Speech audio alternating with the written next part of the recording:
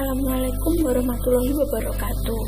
Perkenalkan, nama saya Ade Rafidah Muhammad, NIM 12211930444 dari kelas Rebin 5A. Langsung saja, di sini saya akan menjelaskan tentang uji multikolinearitas. Untuk contoh kasusnya sebagai berikut. Sebagai contoh kasus, kita mengambil contoh kasus pada uji normalitas pada pembahasan sebelumnya. Pada contoh kasus tersebut, setelah dilakukan uji normalitas dan dinyatakan data berdistribusi normal, maka selanjutnya akan dilakukan pengujian multikolinearitas. Contoh kasus sebagai berikut. Seorang mahasiswa bernama Bambang melakukan penelitian tentang faktor-faktor yang mempengaruhi harga saham pada perusahaan di BEC. Data-data yang didapat berupa data rasio dan ditabulasikan sebagai berikut ini. Kemudian kita input yang sama pada uji normalitas seperti sebelumnya. Pertama-tama kita buka SPSS, kemudian variable view,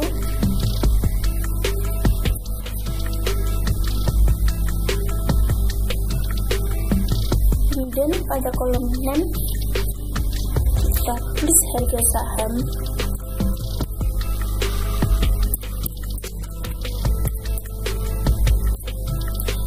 kedua kita tulis A untuk harga saham,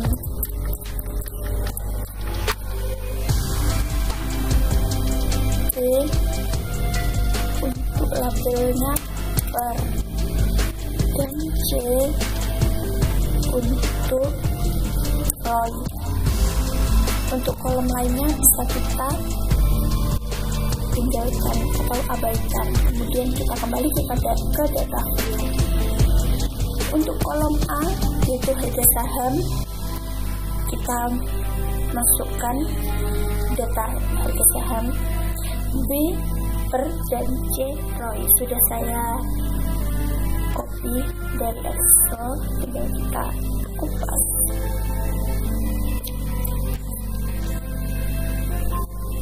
Dan paste.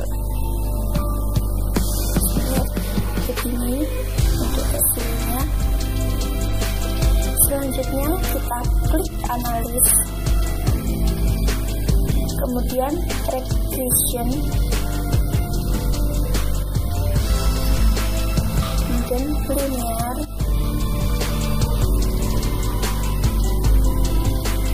klik variabel harga saham dan masukkan ke kotak dependen. Harga saham kita kotak dependen. Kemudian per dan ROI kita masukkan ke kotak independen.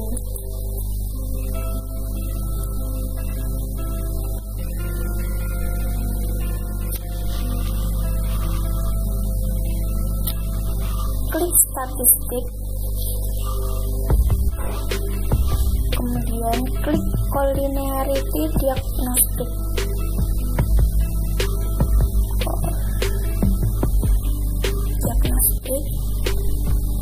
Klik continue, oke. Tunggu sebentar, dan ini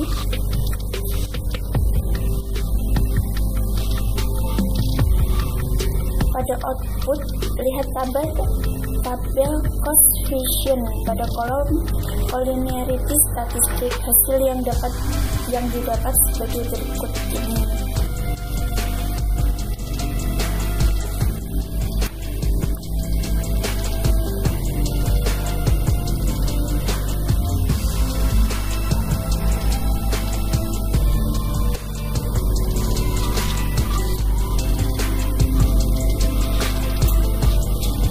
Hasil di atas dapat diketahui nilai variance inflation factor kedua variabel yaitu per dan ROI adalah 1900 saja bisa diduga bahwa antar variabel independen tidak terjadi persoalan multikoliniaritas. Selanjutnya saya akan menjelaskan tentang uji heteroskedastisitas. Berikut adalah sebagai contoh kasus. Kita mengambil contoh kasus pada uji normalitas pada pembahasan sebelumnya. Pada contoh kasus tersebut, setelah dilakukan uji normalitas dan multikoliniaritas, maka selanjutnya akan dilakukan pengujian heteroskedastisitas. Langsung saja kita kembali ke SPSS. Seperti uji normalitas, kita sudah mengisi pada data variabel seperti tadi. Kemudian saya sudah menginput sama seperti uji formalitas tadi. Kemudian langsung saja kita klik analis, kemudian regression, kemudian linear. Harga saham kita pindah ke dependent, dan Roy kita pindahkan ke independen. Kemudian kita klik save. Pada graduals ini kita klik unstandardized. Kemudian kita klik continue, klik OK. Kita bisa hiraukan hasil output dan kita kembali ke SPSS Data Editor. Kemudian klik Data View. Data View sudah ya. Terlihat satu variabel tambahan yaitu res1 ini.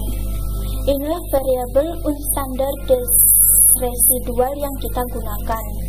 Kuadratkan nilai unstandardized residual bisa lewat program Excel dengan cara sort seluruh data lalu copy dan masukkan dengan cara kita paste ke program Excel. Kemudian kuadrat nilai tersebut. Variabel yang didapat kita beri nama yaitu E1.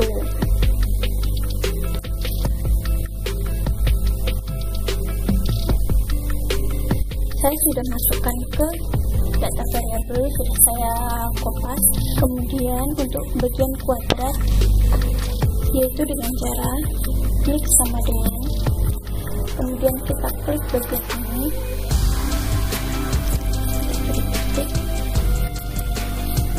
kemudian enter, dan ini hasilnya. Dan untuk seterusnya sama seperti tadi.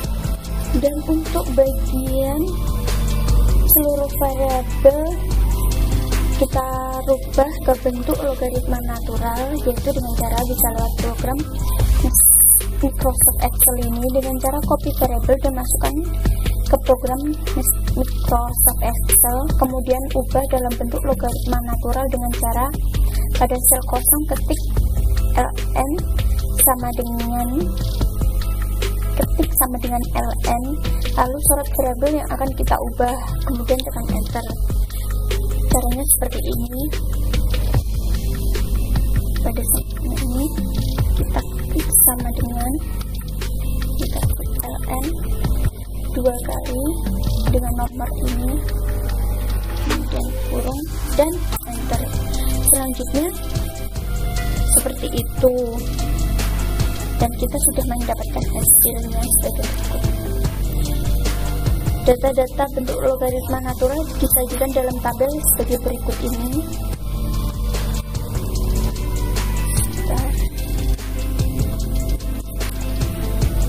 Tabelnya hasilnya seperti ini. Caranya seperti tadi itu. Kemudian tinggal kita masukkan ke dalam SPSS.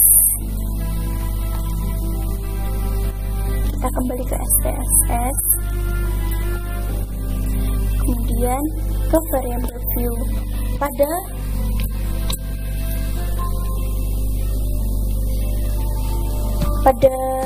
kolom name, pada baris kelima, kita ketik lnx1.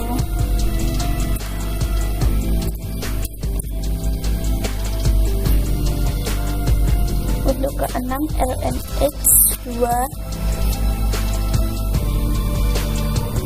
Kemudian pada baris selanjutnya ketik lnei2.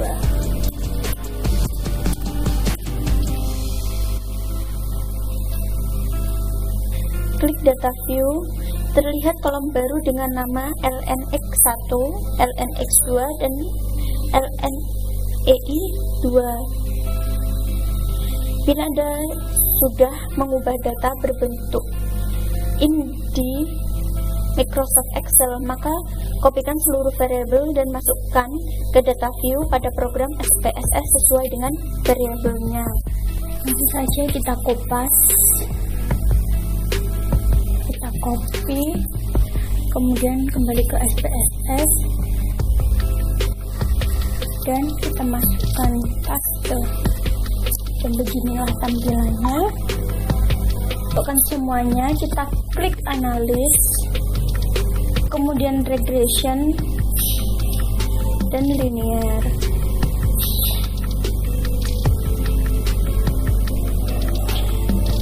lnx2 kita masukkan ke kotak independen, kemudian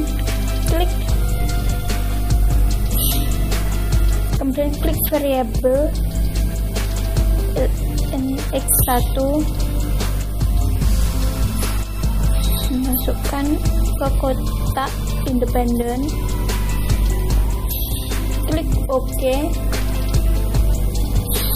maka hasil output pada tabel koefisien pada 2 kali analisis regresi adalah sebagai berikut.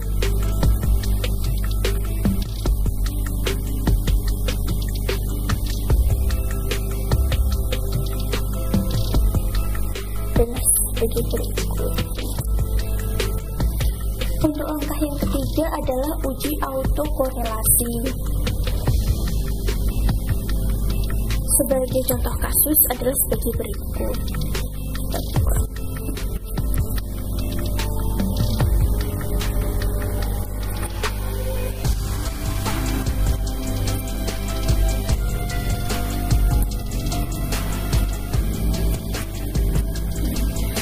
Sebagai contoh kasus, kita mengambil contoh kasus pada uji normalitas pada pembahasan sebelumnya. Pada contoh kasus tersebut, setelah dilakukan uji normalitas, multikolinearitas, dan heteroskedastisitas, maka selanjutnya adalah dilakukan pengujian autokorelasi.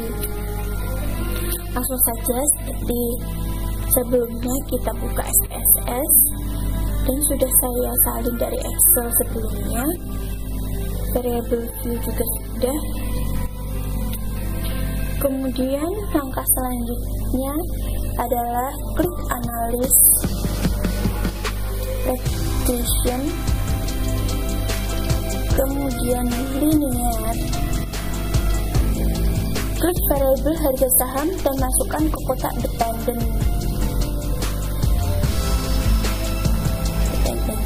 Kemudian per dan row kita masukkan ke kotak independen ya. Klik statistik, pada residu klik Darwin Watson. Kemudian klik continue, klik OK. Tunggu sebentar.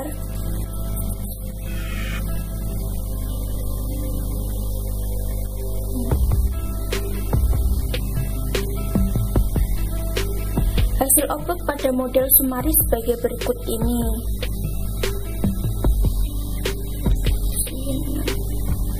Dari hasil output di atas didapat nilai DW yang dihasilkan dari model regresi adalah 1386. Sedangkan dari tabel DW dengan signifikansi 0,05 dan jumlah data N sama dengan 18 serta K sama dengan 2 adalah jumlah variabel independen. Diperoleh nilai DL sebesar 1046